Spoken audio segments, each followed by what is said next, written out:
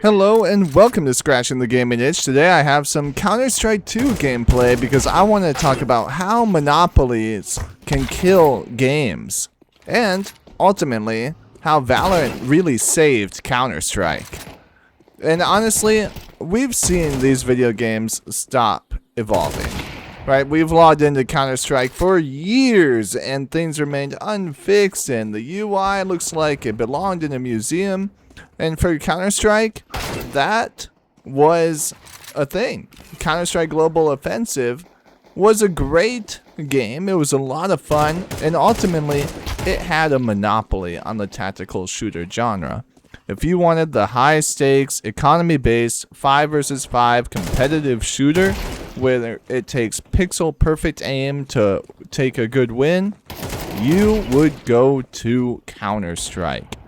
Valve had all of the cards. There was no real competition. They had no incentive to innovate or even make changes to the game. What it was is what you got. And then Riot Games entered. Right, today we're diving into that kind of effect that Valorant had on Counter-Strike, and ultimately what that meant for this genre of games and where we've seen it fail. To understand why this competition is so good, we're going to have to look back at the 2010s where CSGO was pulling a ton of numbers on Steam. And they had a great esports viewership. Heck, they still do. The game was absolutely thriving despite the community being frustrated at certain changes just not happening. Updates were absolutely slow if they ever came, and we would go months without any patches at all. Sometimes when we did get updates, it was just going to be a random case drop or some strange balance changes that didn't feel like we wanted them, like the R8 revolver being released. Valve operated on their own timeline because they could. If you got bored or frustrated with Counter-Strike, where were you going to go? You didn't have a different game to go play that was like it. Valve didn't need to fight for your attention because there were no other developers offering the same tactical experience. So that meant Valve had no threat of losing players at any time or in any place. So here comes Valorant.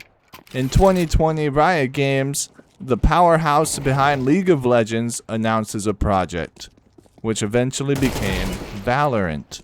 Riot didn't just build a new shooter, they built a direct clone of Counter-Strike's core loop. They took that precise gunplay, the economy system, the defusal game mode, the maps behind it, put them in a colorful, character-based hero shooter package.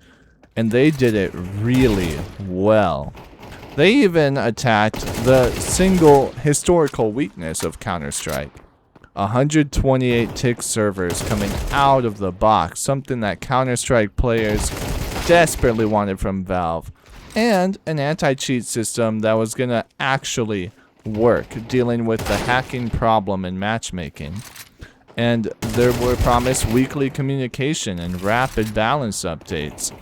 Now, for the first time in its existence, Counter-Strike had a competitor with enough money, infrastructure, and an esports to actually take away from Counter-Strike.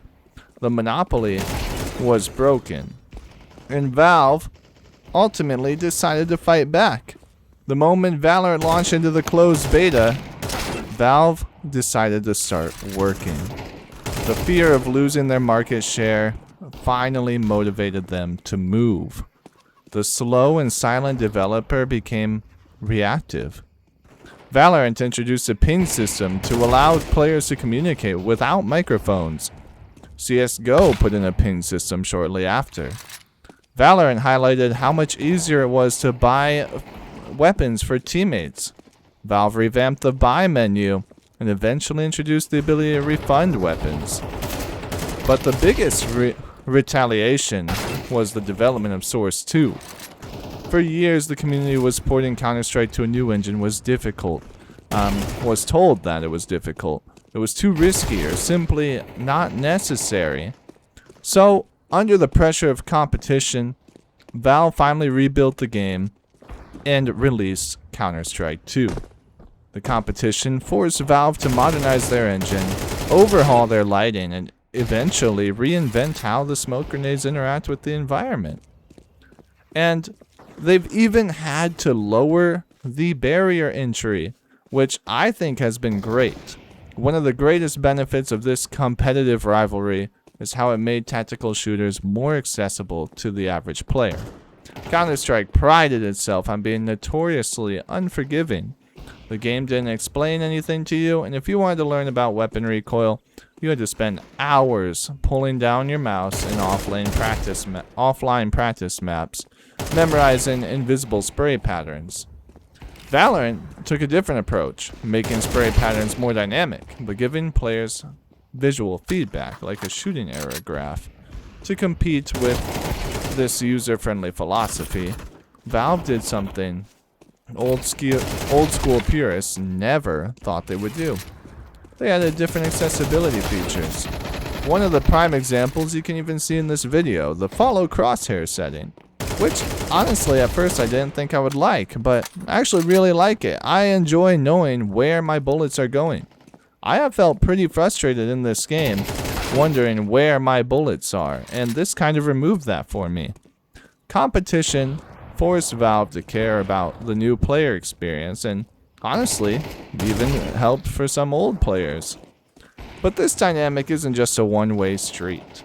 Valorant has also had to react to Counter-Strike, and they have to keep their foot on the gas. When Counter-Strike 2 launched, with its groundbreaking new things, the entire tactical community shooter, the tactical shooter community, they were in for it. They were going back to Counter-Strike. Lots of people, you could see it in videos, switching from Valorant to Counter-Strike. Which game's better? Riot can't just sit back and rely on the static Counter-Strike just not moving. They now have to work with and adapt to Counter-Strike and what they're doing. Now, once that happened, Riot realized they had to keep updating, keep balancing their agents, continue making changes. Otherwise, their player base will go back to the clean gameplay of Counter-Strike because they've been there for years. And that matters. Right? When developers compete with each other, the players are the ones winning. Monopoly breeds this kind of ignorance where you don't really have to innovate, and there's no need to innovate because the community has nowhere else to go. But now they do.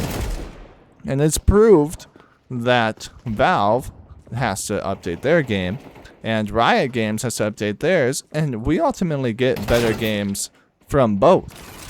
So the next time you see a fierce debate about which game is better, just remember that both games are getting better because of this competition.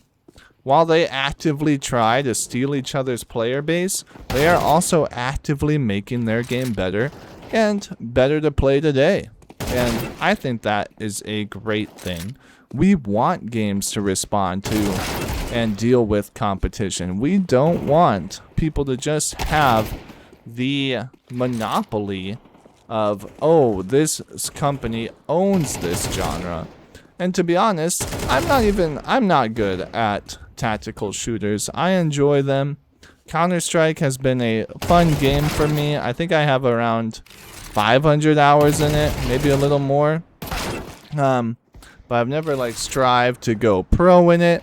It's just a game that I have fun playing, and I've also played Valorant. And when it first came out, I was in love with it. My shots were finally hitting in a way that they had never hit before. I felt like all of the nonsense in Counter-Strike was finally gone, and that I could enjoy aiming. But honestly, once it came down to it and updates started dropping, I think I enjoy Counter-Strike more for all of the nades you can learn, and being able to learn the spray pattern if I really wanted to.